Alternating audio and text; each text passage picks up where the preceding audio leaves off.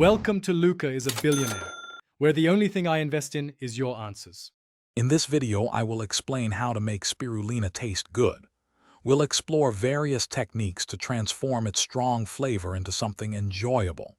You'll learn how to blend it effectively with other ingredients, both sweet and savory, to create delicious and nutritious meals.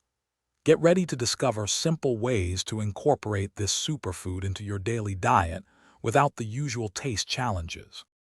One of the easiest ways to enjoy spirulina is by blending it into smoothies. Fruits like pineapple, banana, or berries are excellent choices, as their natural sweetness and strong flavors can effectively mask the spirulina.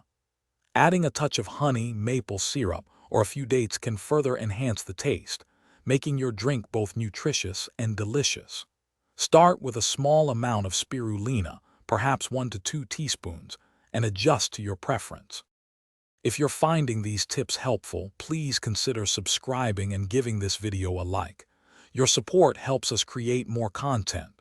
On another note, if you love reading, I highly recommend the new Kindle Paperwhite. It's perfect for reading anywhere, anytime. You can find a link to it and other great deals in the description below.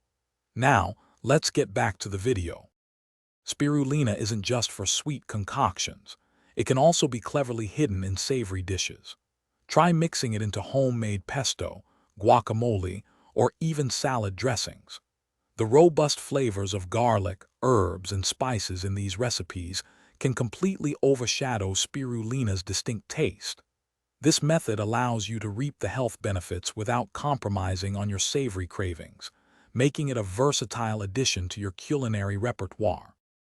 Thanks for watching and please subscribe. It's the best investment you'll ever make.